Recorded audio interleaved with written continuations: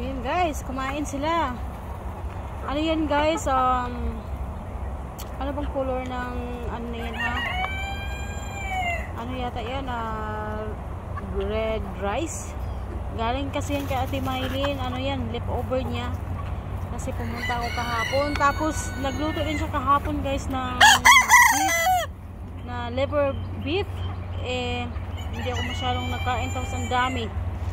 So yan, kinain ng aking mga manukis.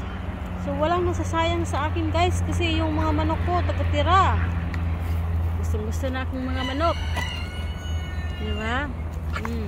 Ayaw ko pa magpakain sa iba. So ito naman yung iba guys, ang kinain nila, dry na yung pinakain ko sa kanila. Hindi ko na binibigyan ng wet na pagkain. Kasi pag hindi kasi naubos, masasayang lang at mga amoy. So ano yan, 3 grains yan kinakain nila guys ng aking mga manok. May sunflower, may corn.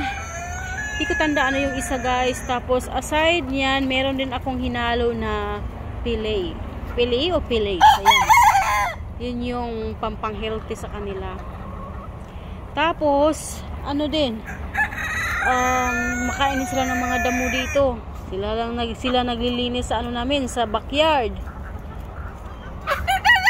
So yan, kakatuwa yung mga maliliit. So nakakatuwa lang guys. Kasi basta nakakatuwa, hindi ko ma-explain guys. Kasi ang daming nag-order ng eggs ko ngayon. Kaso lang out of stock ako guys.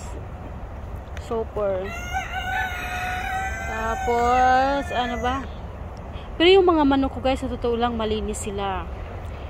Kasi yung tubig nila guys, saka yung plato nila guys, sinabunan ko talaga yan. Parang plato din namin talagang hinuhugasan. Pati yung tubig nila, nag-change ako everyday niyan. So ito yung Rhode Islands ko ngayon guys. Ano na siya ngayon? Ang tapang na niya. Ewan ko ba dyan? Gagalit siya sa akin kaya ini-sprayan ko ng tubig.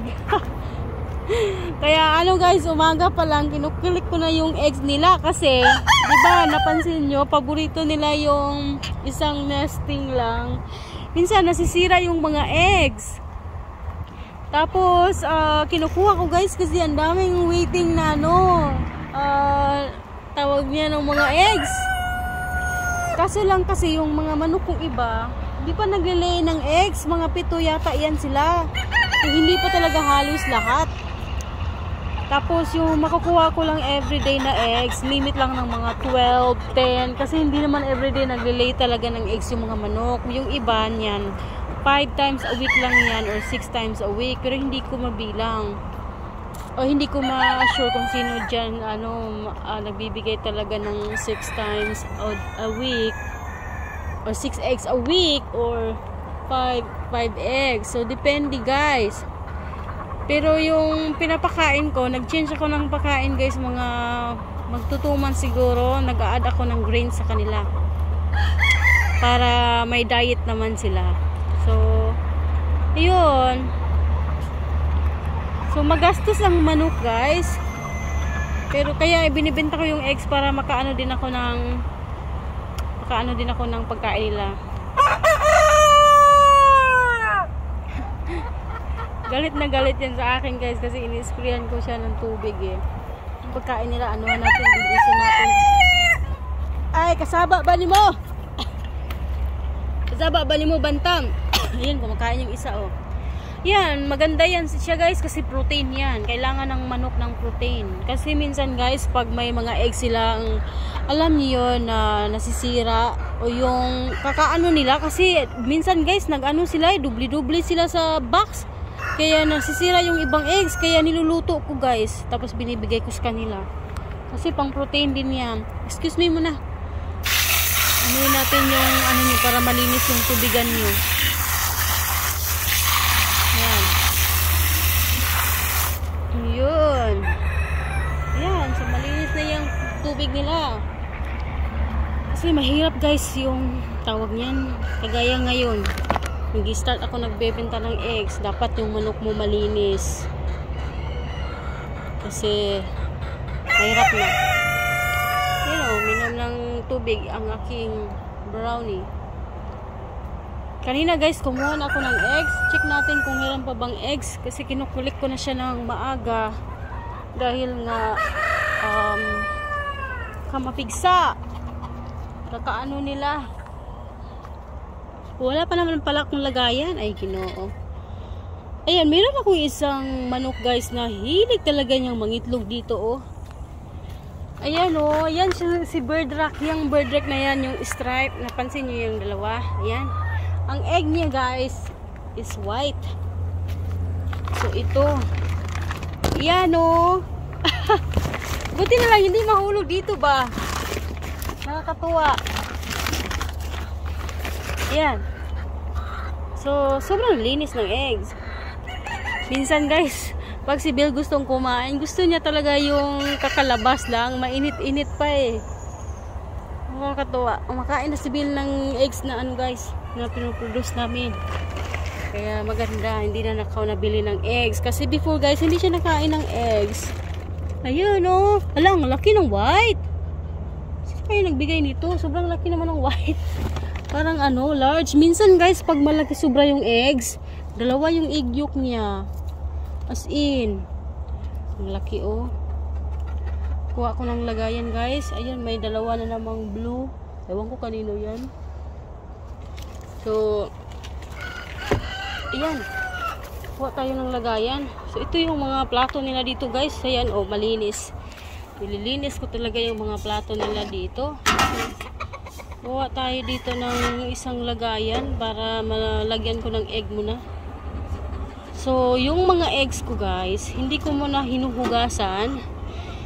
Inaano ko muna. Tapos pag may bibili, saka ko na hinuhugasan. Kasi, pag hugasan mo siya guys, mawawala na yung protection sa eggs. Kailangan, pag nahugasan mo siya, kailangan i-consume mo na or ilagay mo na sa refrigerator. Ito kasi guys, ay naano ko muna kasi hindi naman talaga nagpipick up kaagad yung pumunta dito. Tsaka magastos pag ihahatid mo. So kung pupunta ko doon, saka ako dadalhin. O di kaya dito, magpipick up sila, kuha sila ng itlog. Kagaya na ng friend namin, kukuha siya ng 5 box dito na egg. Edi, sold out kaagad yung eggs ko. Kasi kahapon, nag-deliver din ako ng 2 eggs na dozen. Ayan. Diba? So nakakatuwa guys. So hindi naman ako tumutubo dito guys. Ano lang, maganda lang yung na may pambili ako sa pagkain. Yan lang. Tsaka nakalibre din kami ng eggs. So nakakatuwa guys. Oy, ayan oh, palapit siya. Kasi nasanay yan sila guys na kinakain nila yung kanilang itlog. Yan yung bird rock. Iyan. So, yan muna for today. Silipin natin yung iba diyon guys. Kasi minsan guys, nagkalat yung eggs nila. At saan yung eggs nila. Yan. Mag-iiwan na naman siya ng eggs dyan. Nandyan siya ay.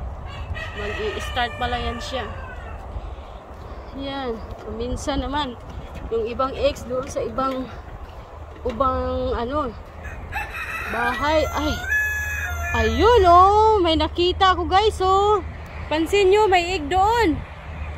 Oh, Ginoo. So, yan na muna guys ha. Thank you for watching. Bye. Thank you girls. Thank you baby. Ang quick. Ay, ikaw po. Ayaw, intaw ka na ng itlog. Kaya ito nang ibaligya aron makapalit ang pagkaon ninyo. Oh, no.